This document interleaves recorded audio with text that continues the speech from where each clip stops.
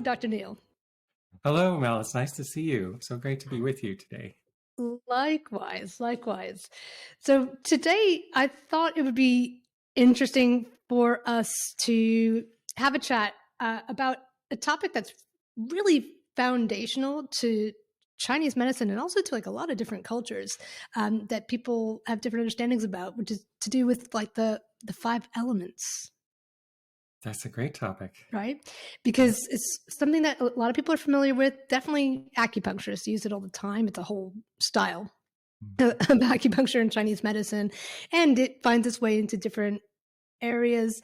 But through my time studying with you, like with many things, you learn, I've learned a different way of looking at and understanding what it means. One that adds, for me, like a lot of richness and a lot of I don't know, kind of firmness and stability. Like once you understand it, patients really enjoy it. So I thought it would be kind of interesting in order to give people like a little peek or a window into how you approach things and how looking at the original text kind of maybe shifts our understanding a bit to discuss how you might look at the five directions. Sure, let's do it. It's a fascinating thing. And actually, all the terms are so rich and deep. And if we're honest, there's so many good things in Chinese medicine. And I think we also have to admit that maybe we're not on such firm footing with our understanding of terms. And this leads to this very interesting situation. If I go talk at a conference, for example, I look out and there's people sitting next to each other. And I know they're all hearing what I'm saying in a different way because they have a different understanding of what terms mean, or maybe they don't have an understanding of what terms mean. But when you're sitting in the conference hall, you feel as if you're sharing it with everyone else, like you're all in this bubble of, we all know what qi is.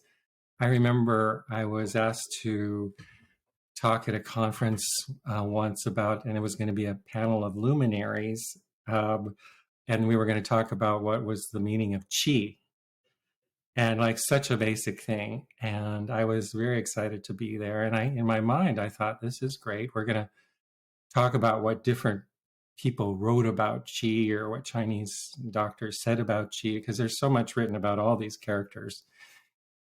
And when I got there, it was really, I was kind of shocked because we were all sitting up on the stage, and one by one, the people went and said what qi was. And the first person said, qi is the ability of the body to remake itself.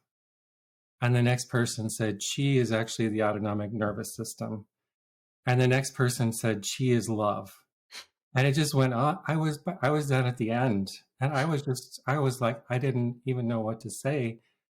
And the thing that struck me was no one spoke about anything from classical texts or what ideas were historically.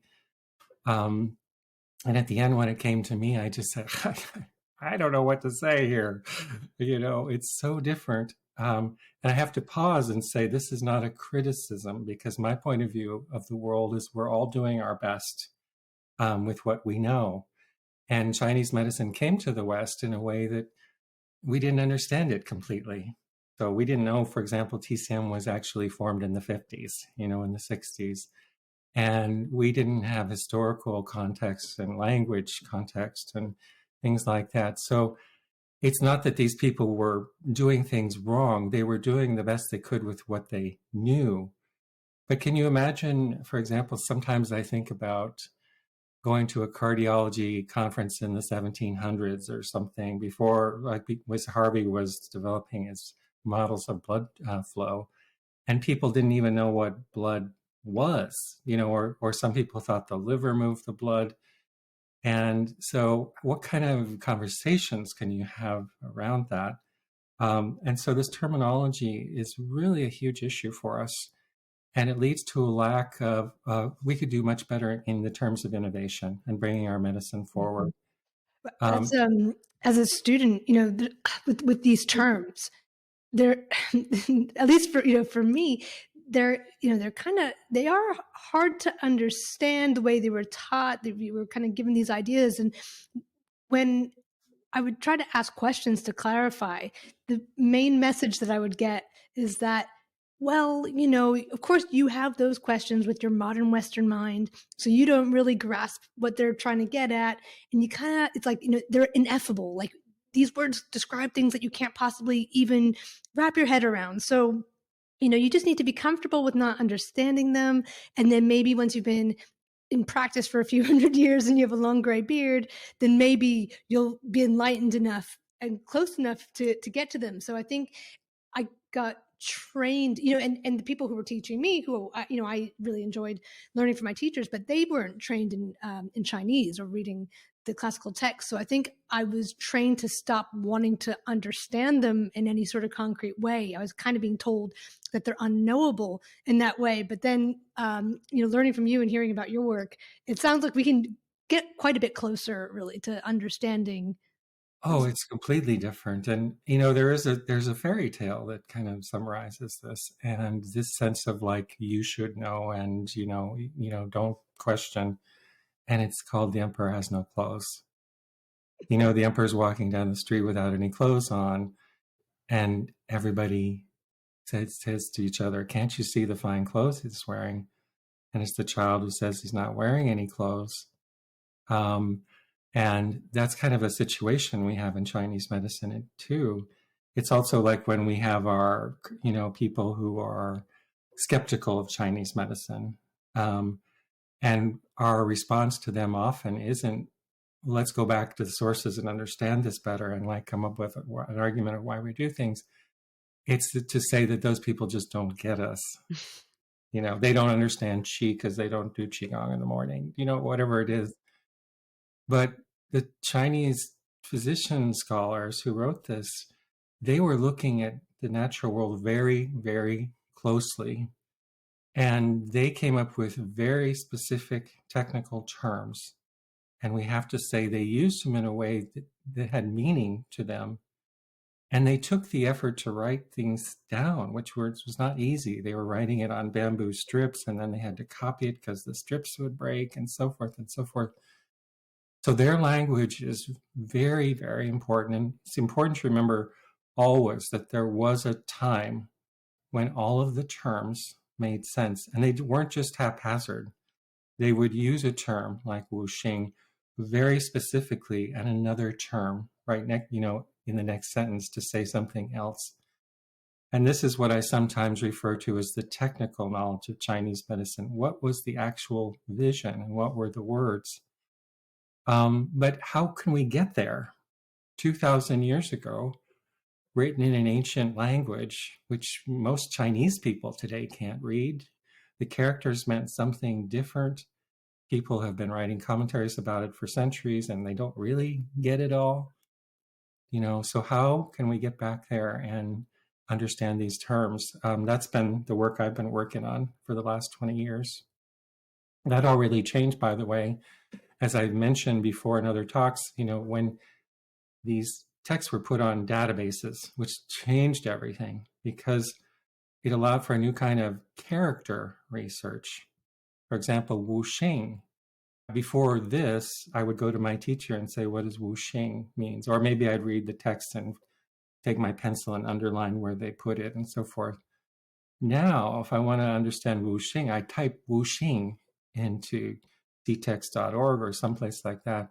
It shows me immediately all the instances in the Neijing, the Nanjing, all early Chinese medical texts, all other philosophical texts, historical texts, poetry texts, etc. And now all of a sudden we can do this reconstruction, and that's been my work.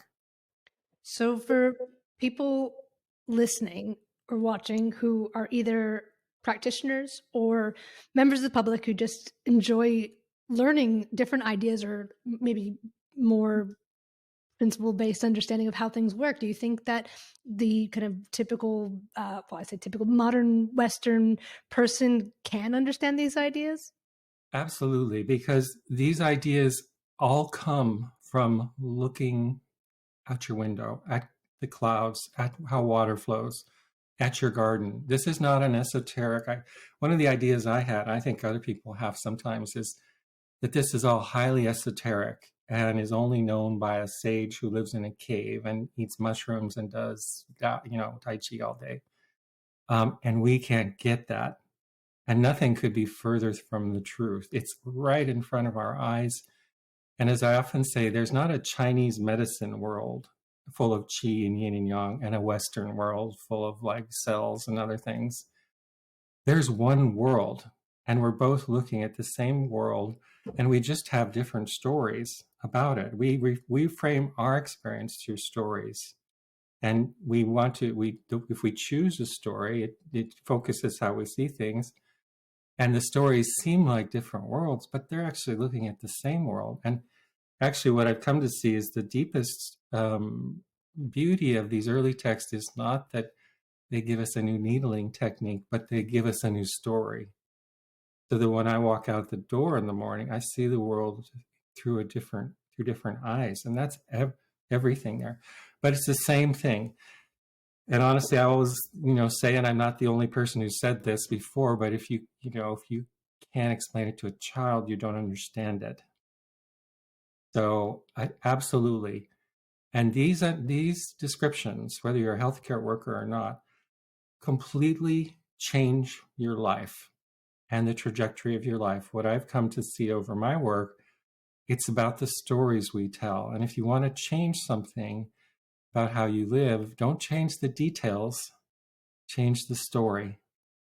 And that story is both our superpower. We can change the world by telling a different story. And it's also our downfall because we get stuck in stories. Like right now with climate change, that nature is a resource for us to use and discard. That's a story. And that story drives everything. And we can work on, new technology for electric cars and things. But until the story's changed, we're stuck in that place. And I see really we're at this place in human evolution where we're being asked to evolve into a new way of being. It's not about finding a new electric battery completely. Oh, that's good. It's about evolving into a new way. And that involves getting better at using our stories. So these texts are open for everyone. As a matter of fact, not to wind on here forever, the people who do the best with my material are the people who have no medical background. Because, and I remember very early on, I had a woman who was a, stay-at-home mom, and she liked photography and she liked Chinese ideas. She tried for the class, and she was the best. Because for medical people, they're not just learning something, they have to break something down to make space for something new. So everything they're learning, it's like, oh, but I learned this and that, but he says that, and the text says this. So there's this kind of headache that they get. I remember, like in the beginning, when I didn't know how to teach it so well, students would show up and they'd all be really excited the first couple of weeks, and then they'd all start. This was when it was in person. Then they'd all start showing up with like sunglasses on, like they were having a hangover. Like, I can't take this anymore. It's like breaking down everything I learned. I know all about that. But to answer your question, yes, this is for everyone. Now, this is what I've found too. And you can tell, like, when you describe this to patients or you describe this to other people, because you're tapping into something that maybe somewhere innately they already know, there's almost like a relaxation that happens. And I think also because you're describing a pattern, it has almost like a universal applicability. So I think we've done enough teasing, everyone. So let's talk about it. So the Wu Xing is usually translated as the 5 elements. So there we're talking about things, right? Right. So the 5 nouns, the five Right. objects, and those are, let's see, fire, wood, metal, water, earth, right? Yes. And then maybe in Indian cultures they have a slightly different There's version. different versions of this in many cultures, actually. Yeah. Yes. Yeah. Yeah, I heard some of the, even like maybe most, if not all, pre-agriculture Like in cultures ancient have. Greek, you have the humors, and it's Yeah. very similar. Yeah. Okay. So that's, so for people listening who have no idea, that's what they are. It's these elements that were, I don't know, used to organize things at a certain period of history. And then, Chinese medicine practitioners will have a lot more ideas, that we can each of these elements might correspond to different things. So the wood element might correspond to the color green and to springtime and to a certain, barn animal that I learned about for an exam and now no longer remember.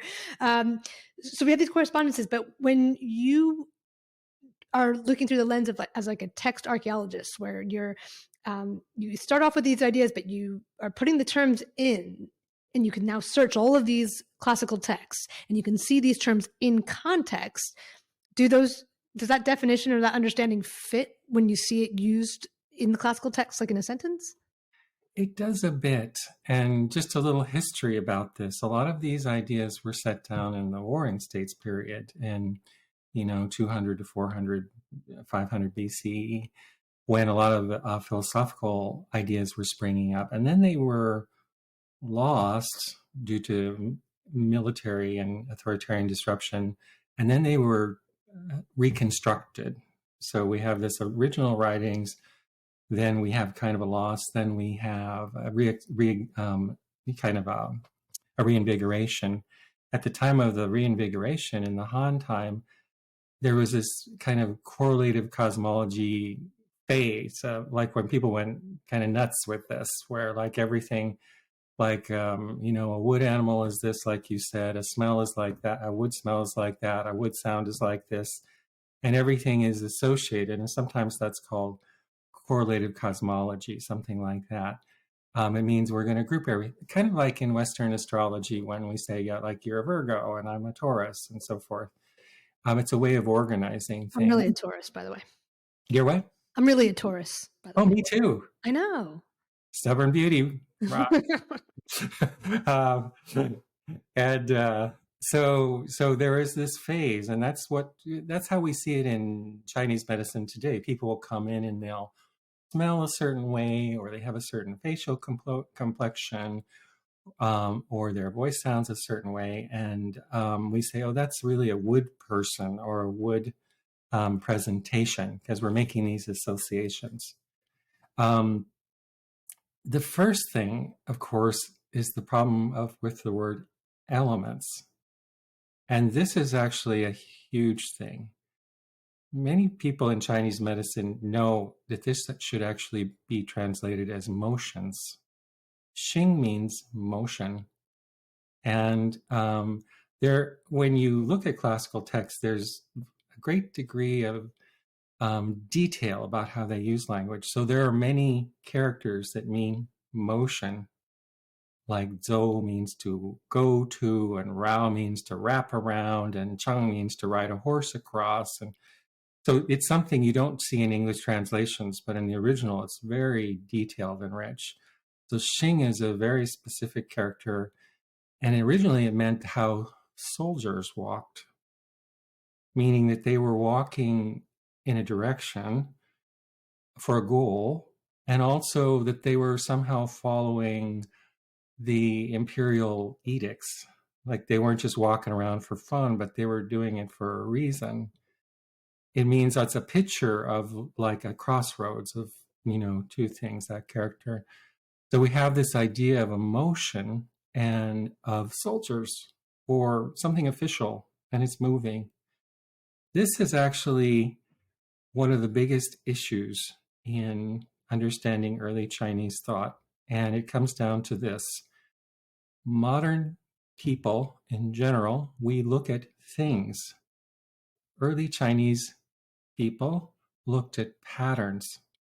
That's really, if you want to sum up the whole difference between the two stories, the two worldviews, we look at things to measure, cut, that's our science, cut things down, measure their parts. I always say, if you want to confuse your doctor, it's real simple. Go into them and complain about something that doesn't have a thing related to it. No blood test finding, no MRI finding. That's how we kind of go blank. We don't know what to do with that, really. In China, early Chinese thinking is exactly the opposite. It says things are created from patterns. And if you want to understand the world, look at the patterns. The things are almost an afterthought. They almost don't matter, except for this one important thing. They tell us about the patterns we can't see. So if a pattern makes a bamboo grove, for example, or a waterfall, we can't see the patterns that made that, but we can see the thing that it made. And then we can reverse engineer the pattern. When we reverse engineer the pattern, we're actually getting into the world, the deeper layers of the universe about how it actually operates. And if you want to make big changes, for example, in diseases like cancer, one way is to work on the thing of it, radiate the tumor, chemotherapy, cut it out, which, by the way, is not always wrong. It can be life-saving. The other way is to look at the pattern that made the thing. And the early Chinese viewpoint is that's where all the money is. That's what's so important. And when we look at Western medicine, for example, not where all the money is. No, the money isn't looking at the things. The accuracy is looking at the patterns. Yeah, it's where the real stuff happens. Yeah. And so if you look at Western medicine and, the trillions of dollars spent on the war of cancer and they just can't get it. One thing is to find a better, chemotherapy, and do it again. Another is to retell the story. And when you retell the story, you see these huge gaps that could be improved. In Western medicine, one of the biggest ones is we have no language about the patterns that make things, actually. We just can tell you about the things once they get there. If I can interject as well, there's another layer to what you're talking about, which is because an area that I'm really interested in is the development of the nervous system and how we perceive the world, and how there's a really strong relationship between the left hemisphere of the brain and the right hemisphere and how we apprehend the world. And one of the things you're describing is that the world of the things is actually how the left hemisphere sees the world, and the world of patterns is how the right hemisphere sees the world. And there's a lot of people who've written about this, but this is like a larger thread, even down to, cultural trends and how, society is moving. There's a book by an author called Ian McGilchrist called The Master and His Emissary, who talks a lot about the philosophical implications. So I just wanted to add that layer for those who are interested, that this happens, and when you kind of get trained to see things a certain way, then you're seeing them before you even ask a question, and you're unaware of the lens that you're using. Right. And the thing is, when you start to understand the basic pattern language of the universe, then you see it everywhere because it makes everything. So, and even if you look at the brain itself, it looks an awful lot like the branches of a tree. And you go, wow, what is the similarity here? Well, the similarity is that they're formed on the same patterns. There's a few basic patterns in the body. It looks like this, and a tree, it looks like that. But when you're working at the level of the patterns, then you understand things in a much different way. And so, and also those two worlds, the world of things and the world of motion, they were understood in early China. And you see that in the first chapter of the Tao Te Ching, an early Taoist text, where it says, the world is made of things with names and without names. And the origin of things comes from the world without names, which means the world of patterns. And the world of things, of names, gives you the limits of the world. And if you want to know the limits of things, look at the world of names. If you want to know how it works, look at the patterns. Both worlds are sacred, and both worlds come from the same source. They're just different. So, of course, when, like in neurobiology and so forth, we're going to see the same patterns. And this is huge because it's a universal idea about everything. So if you understand the patterns that make the world, it's applicable to everything. I personally think of it as an unfair advantage because it makes everything understandable in a certain sense. Right. And we also want to say that we don't want to be in that cloud again and the emperor has no clothes, and that we understand everything, because this story also, it needs to be pushed on and tested. And, if we say we have new approaches to cancer, we shouldn't just say that. We should get, 1,000 people with cancer and have someone test it and see, is it true or not, and all those things. But so far, just out of the gate, it seems so powerful. So let's talk a bit about these motions. Yes. And let's orient ourselves to what are they? So it sounds like these more like popular or common ideas that people have, whether they're practitioners or someone who's interested in feng shui or whatever it is, that if you look at the original text, it's sort of like that, but maybe there's some differences. And I think just even changing the understanding from elements to motions is quite a shift. So what else do you understand about the Wuxing? Right. So, a great question. And as you mentioned there, you made an important statement, and that is when we're talking about the patterns of what makes us and the universe and governs everything, we're talking about patterns of motion. So the universe is all about patterns of motion. And if you want to understand it from the early Chinese point of view or Western point of view, study the patterns of motion. You can study the things, but with a goal to understand the patterns of motion. Think of this. You're laying down on the grass and you look up and you see the cloud moving. And something is guiding that, but it's way more complicated than you could even computer model, why it turns this way or that way. You're seeing the patterns of the universe in cloud form. So you look at that and you can deduce things are moving it. You understand the things that are moving it. You understand everything. One of the this all unfolded over 20 years of text research. So what I say now seems simple, but it took a long time to kind of get it out of there. The first thing in reading those texts was, this is all about motion patterns. And if you look at the descriptions of the Neijing or other early Chinese texts, one of the main ideas is that there's a seed motion, that there's different aspects of motion. For example, the cloud is one aspect, the stars is another aspect, how things move through the ground, like seedlings, is another aspect, how things move in your organs is another aspect. But at the heart of the universe is a seed motion.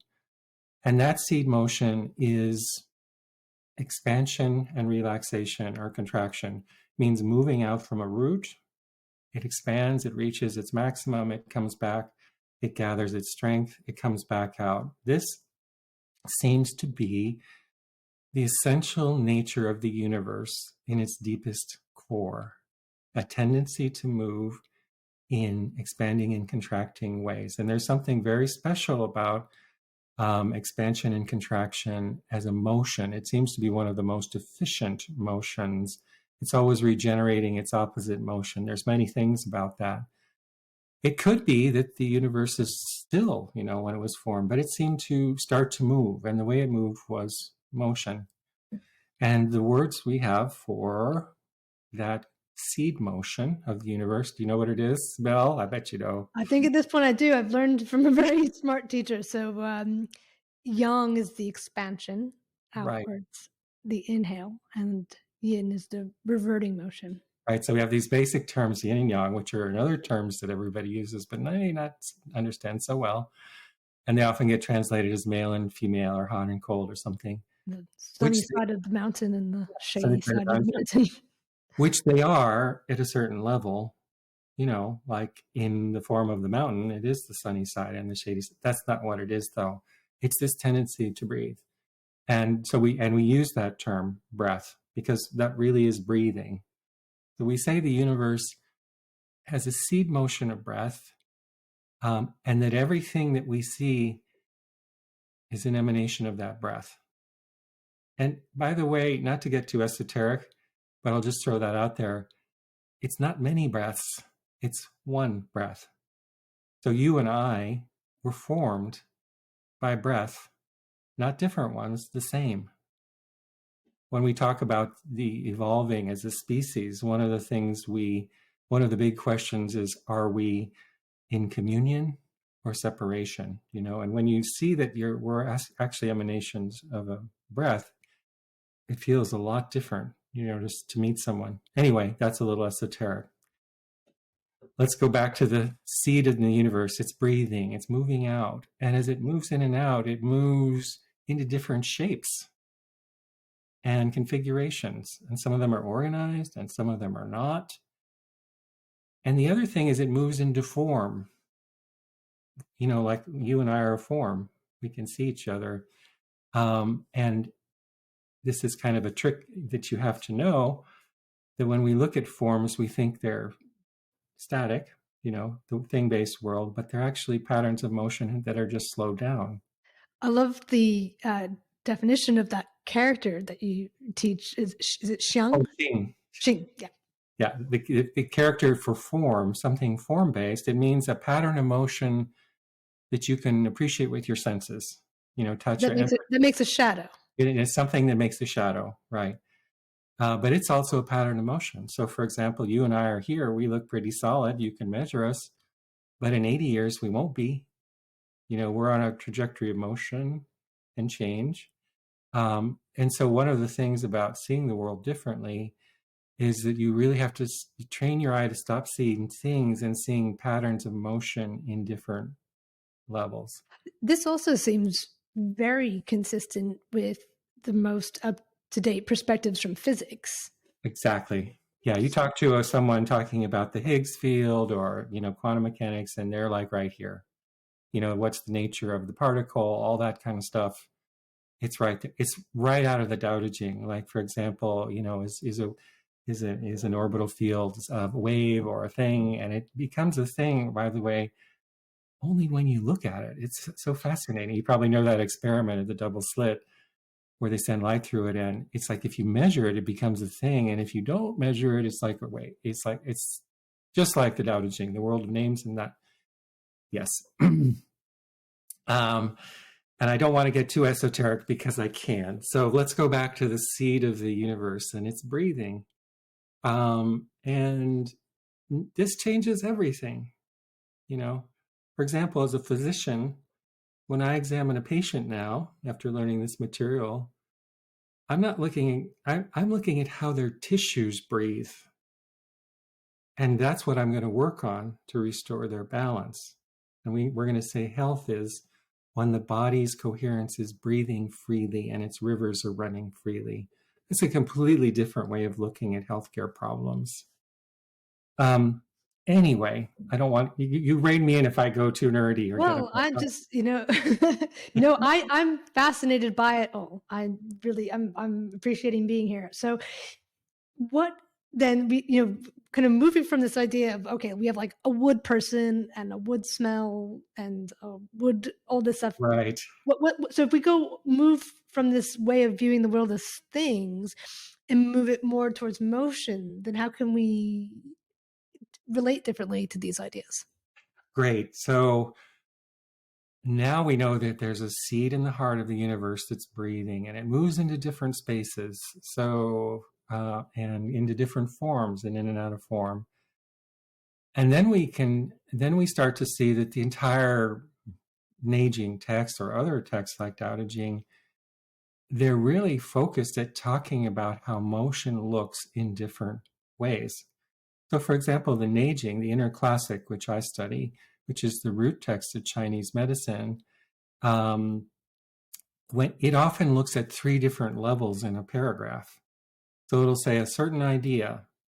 In the stars, it looks like this. In nature, it's like a tree. In the body, it looks like this. When you get sick, it looks like that. So there's this basic way that they're talking about basic patterns of motion in different configurations or different expressions. And the trick to doing this medicine and really healing serious illnesses is to see everything that the patient brings, for example, multiple sclerosis, cancer, whatever it is, and translate it into patterns of breath or motion. Because the world where things are turning, that's where the illness is caused from, and that's also where its treatment is located. So if we're over here in the world of things, we're kind of nibbling at the edges. If we're over here, we're actually like, well, why did that happen in the first place? So the book is about how motion looks in different dimensions. So then when we look at the term Wu Xing, what we want to say is, what is the dimension? And what aspect of breath are they talking about? And here we have a good, we already have some clues because of the term Xing, the idea of the soldiers marching. So it's not like Dao, for example, is a term which means how the cloud turns in a free and easy way. Xing is like something of like the ruling aspect of the world, how the army marches and so forth. The other clue we have is on the left side. It says Wu, and Wu means 5. And one of the biggest and most important discoveries of this text research over the last 20 years was the realization that the numbers, which are all through these early texts, 10, 9, 10,000, 100, 3, 2, 1, they're a shorthand way of telling you which dimension of motion they're talking about. And that like opened up the whole book. Really, it's like, because most Chinese, do you remember going to Chinese medicine, all the numbers? How did you relate to them? Like, Oh, honestly, I learned it as well as I could so I could pass the exam, but I don't think I had any sort of deep understanding. right. And it's crazy. It's like you have 6 organs, but 5 inner organs and 12 watersheds and, 10 heavenly stems and 12 earthly branches. And you're just like, what's going on here? It felt And very foreign. very foreign. And you feel like you should understand it, but you don't. But it's actually very helpful and very technical and very specific. And it means when they give you a number, they're telling you what aspect of this seed breath they're talking about. Wow, that opens up everything. That's like a code book, really. So let's talk about that. So when they're talking about the number 2, what do you think? What dimension? They're talking about the seed breath. It goes out, it comes back. 1, 2, yin, yang.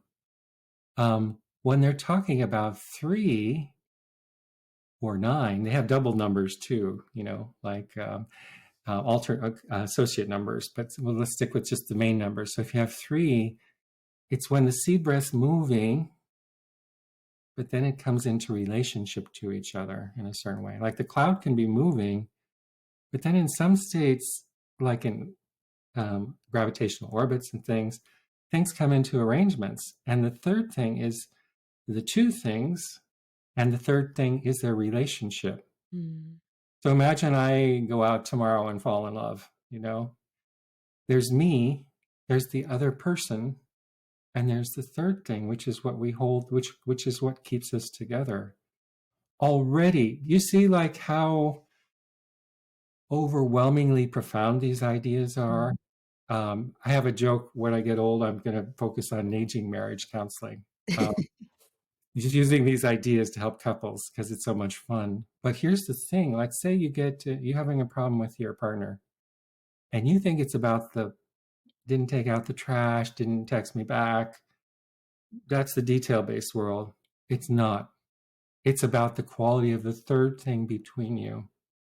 And if you get married or go into a relationship, your job is to hold the third thing together, right? Like it's a plant that you're both nurturing. It's the quality of the third thing that determines your experience in a relationship. So if you both know that and you focus on the health of the third thing, everything goes well. You focus on details. Anyway, that's an aside. So 3 things in relationship. Imagine I'm at a square dance and there's me and my partner. I say, you want to dance? And I hold their hands and they hold my hands, right? Now there's a third thing between us. What's the next step? Which way can we move? I could start walking across the room, but I'd be dragging my partner with me, right? It's not how nature works. If we start to move, we're going to naturally start to turn in a circle. If we start to turn in a circle, the numbers we're going to use are 4 or 5. Why? Because when things start to move in a circle, it has 4 quadrants of motion in a circle. Sometimes we say 4, and sometimes we say 5. It means we include the dot in the middle that everything's turning around. So if you look up at the Milky Way galaxy and you take a look at a NASA picture of it, it's like these people at a folk dance. It's turning around this massive black hole in the center and all those things. It's in a circle. So what number, if we look up at the sky and see the stars turning around the pole star, which number are we going to use to shorthand that? 4 or 5? When we move down into the world, what do we see? We don't see things moving in a circle. We don't see the cloud going around in a circle. We don't see the ocean going around in a circle. We see them opening and closing in relationship to the sun cycles. So when the sun comes, the world wakes up. When it goes away, it closes back down. And that it goes in the motion of a wave. And the wave has 6 aspects. And so we're going to use the numbers 6 or 12. So when we see the numbers 6 or 12 in early Chinese text or the Neijing, it tells us, listen up, we're talking about the natural world, the terrestrial. Well, let's back up because you did something very cool with your finger when you were talking about the 6 aspects. And even so, if someone's not watching, they didn't see that. And if they are watching, I don't want them to miss how cool that was. Okay, great. So what's the first bit? So let's see. So we've got, you're going up. Yeah. Then you get to the top. Right. Then you start going down. Then you might go below. Like, maybe we're talking about something like a sine wave. It's not going to be it's represented as a sine wave. Yes. Yeah. The sine waves have 6 stations to it. Like it's peak stations on both sides, and it's ascending ones and it's descending. There we go. Yeah. So I just want that, because any of these little details, they can seem so simple, and yet you can use something like that to organize a lot of things, especially in health. Right. And here's so when you see the number 6 or 12, it's like they're telling you about, you're in the terrestrial world. It's like the ocean. Go to the ocean and watch the wave. It peaks, it troughs, it moves through something that looks like a wave. Now we're in the terrestrial world. If you look at the stars, we're in the 5-level world. It's turning around a circle. And that the important thing here, and this is where it gets a little complicated to our minds, is that what we experience is not one form of motion, but a composite of all the motions present in this space, 6 and 12 level motions, 5 and 10 level motions, 2 level motions out in the stars. And all those things as a composite create the world we live in. And so that's a little more like heady, but I'll just throw it out there a bit. So what does this tell us? Well, right away, when we say that the 5 elements are wood, metal, fire, water, and soil, and so forth, first thing is we say, well, they're not elements, they're motions. The second thing is they don't actually come from the planet space, they come from the stars. Now, this is a completely new understanding, really. Most people do not get this. And what does this mean? And it's an imperial motion. It comes from something that's organizing things.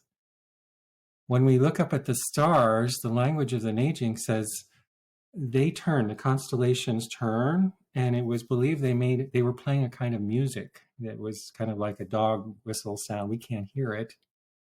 But it's when spring comes, it's because the spring constellations turn and they're playing their music, and the makes the plants come back. That was the early understanding. So there's this very complex, and they even give you the musical notes in the Neijing. It's like beautiful.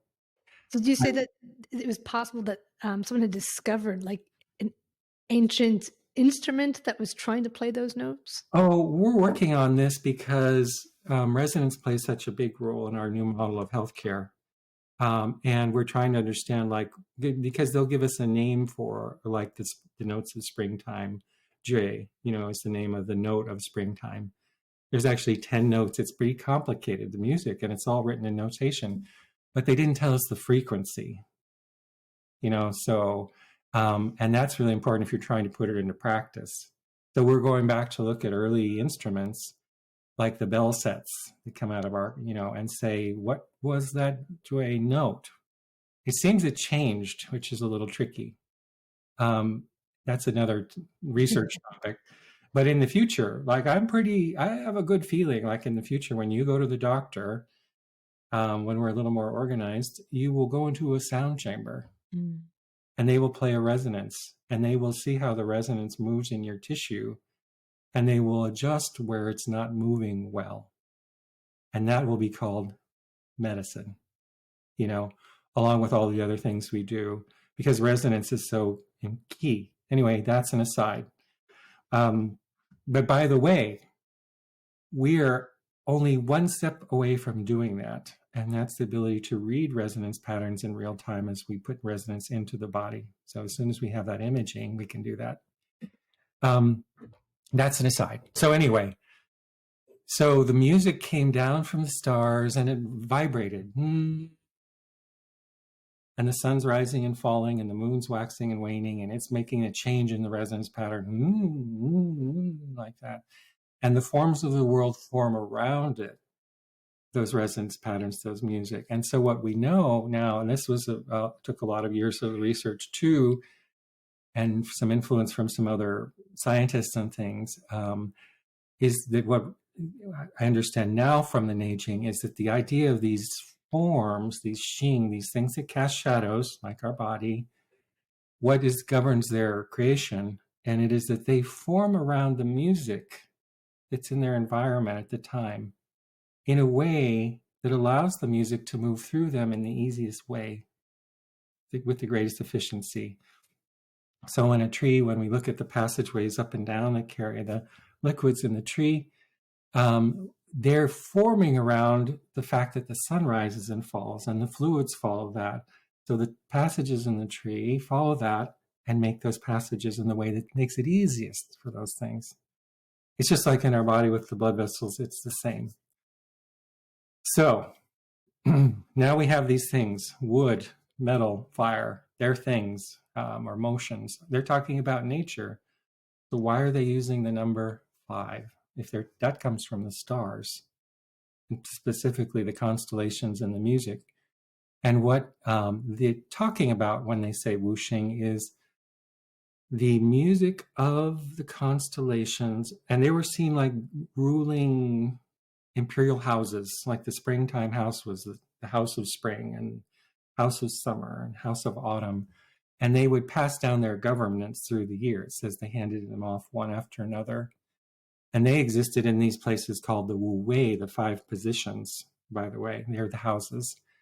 They make a music, and the music comes down into the biosphere, through the clouds, into nature, and it organizes how nature grows. So when we look at Wu Xing, that term, we're really talking about this music and how it forms the 4 seasons and the patterns of things in nature. When we talk about why do we say wood, fire, metal, and so forth, because those are the forms, the expression in form of the music of the stars.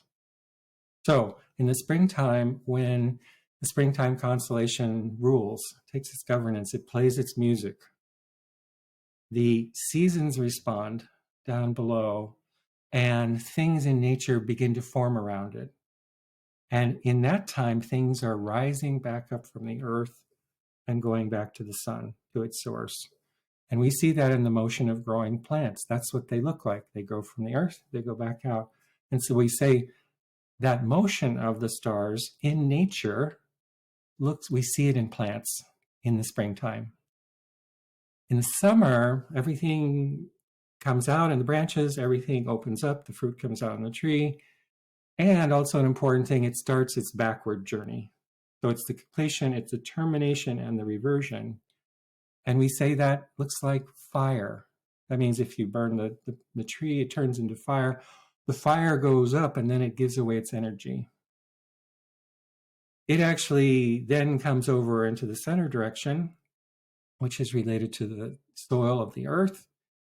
And then it turns into the metal direction in autumn time. What does that mean? It means that not metal as a thing, but melted metal. And you say, well, why would they use melted metal? And here you have to know historically, what was the big thing that was happening, from the Common Era back 3,000 years in China? Well, there was a few big things. Writing was a big one, language, agriculture was a big thing. And number 3 was metalwork. Metalwork, the Middle Ages determined the wars that happened, the governance, whether it was working with copper, bronze, or iron, and so forth.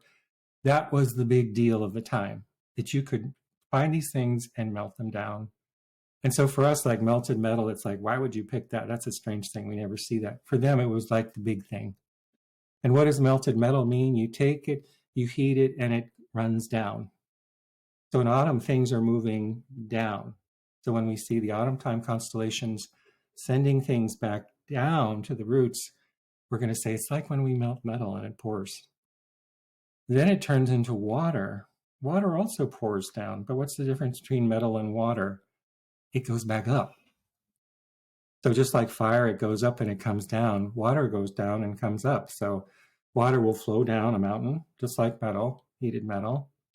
But heated metal doesn't rise back up. But water reverts and will go up into the clouds and fall down as rain.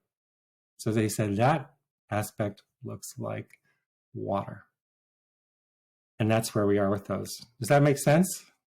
That makes a lot of sense. And that gives, for me, like such, I don't know, richness, I suppose, you know, and really, and it's more dynamic than having these things and having these lists. And another thing that you described before is talking about them in terms of directions, which I also really Right. like. So we've created this new healthcare system called Neijing nature-based medicine, and it's all based on these writings. And that the idea that everything, you know, every idea I talk about, by the way, or use in the clinic, it all comes from the very first idea that the universe has a seed motion, and everything is so it's a breath. So everything I'm looking at is some aspect of breath. Now you could talk about inhalation and exhalation, or, you know, fall, autumn, summer, spring, which is a different aspect of how the seasons are breathing.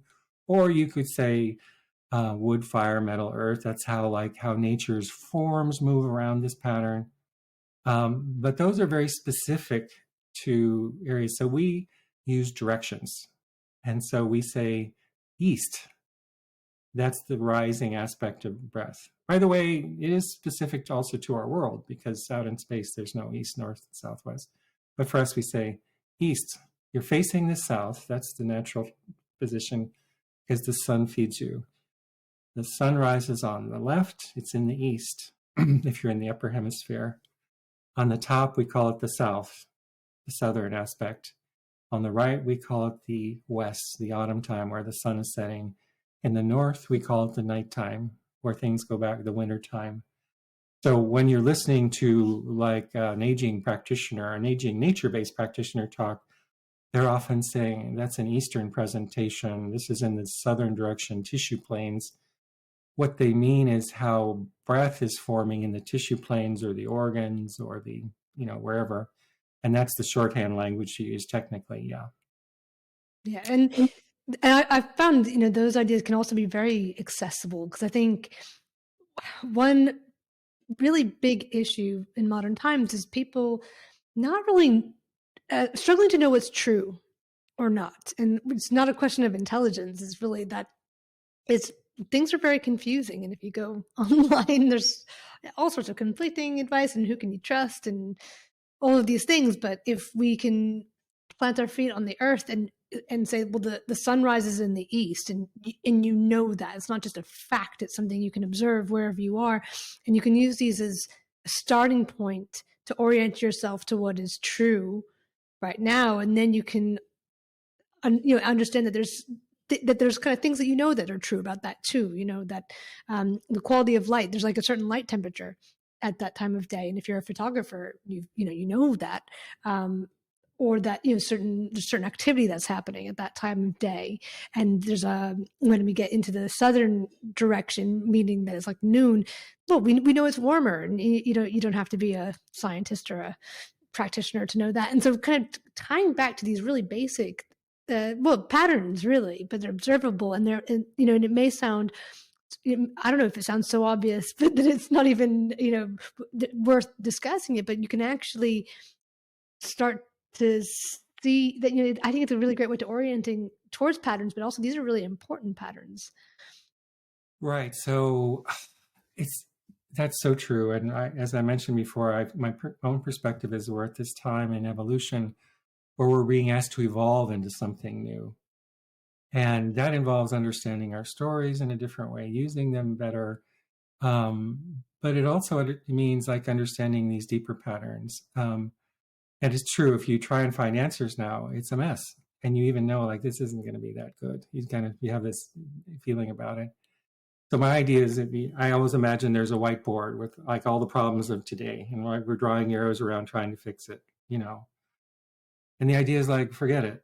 Take an eraser, erase the whole board, and start over with things that you know are basic. The sun rises in the east, it sets in the west. You know, a human lifespan follows that, by the way. There's the springtime of your life, the summertime of your life, the autumn of your life, etc. And by the way, you know, modern people think they're the most advanced, most intelligent. When I think of modern people, honestly, the word that comes to my mind often is clueless a little bit, because there's things that, for example, traditional people know very well that we've forgotten. Like, how do you define a traditional culture? There's different ways of doing it. It could be that they're located in a certain region for a long period of time. They have cultural stories. But in other ways, like they actually understand the importance of the world that sustains them, you know, that they know where their food comes from, that the consequences of not getting that right were death, you know.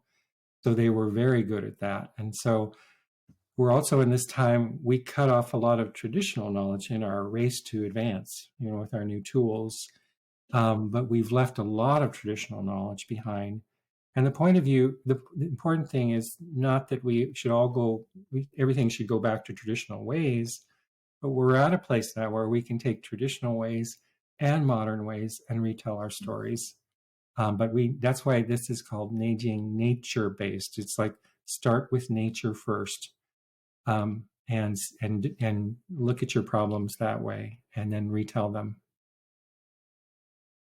This is cool.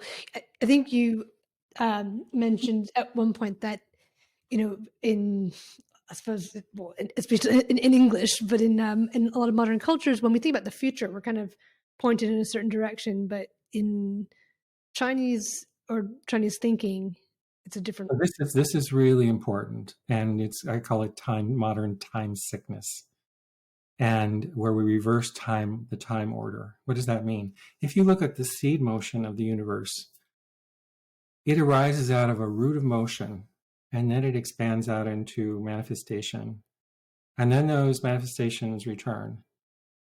And that, up until the 16th century, before the Industrial Scientific Revolution, everybody was looking towards the past, because the past is where the root is, right? And then we know that things come out, and like we plant roots in a vineyard and the grapes come out, you know. Around the Industrial Scientific Revolution, our tools got so good that we started to see the future as our root. And we disregarded the past, we throw it away. And it's not that what's coming in the future is not good, but it's like we've got ourselves turned around 180 degrees. Because where we come from is the root of breath. And that's in our traditions and our pasts and nature, in the cosmos, in those patterns. It's not in the future. So we're backwards. And we've thrown away a lot of traditional knowledge, which was a very hard one. And we can't afford to lose.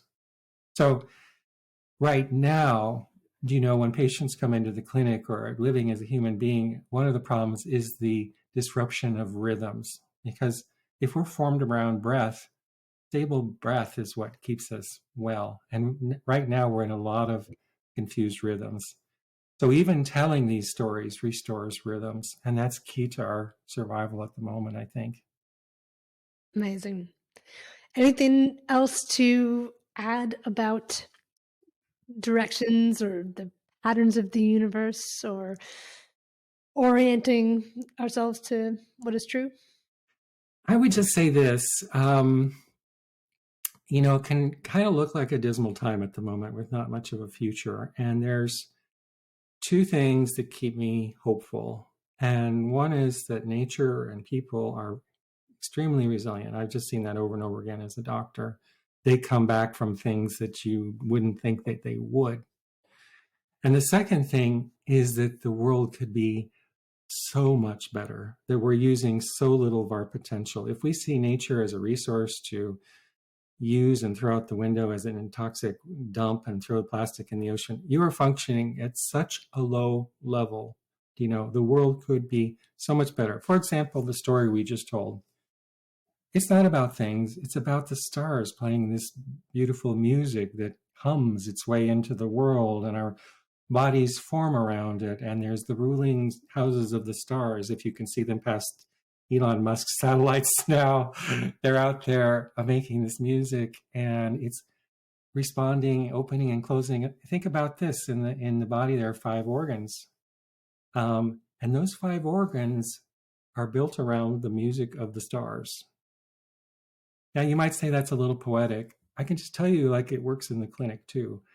What I mean by that is there's better ways to move through the world and tell our stories. And we have so much good room to move there. And that's one of the goals of these projects. Yeah. Fantastic.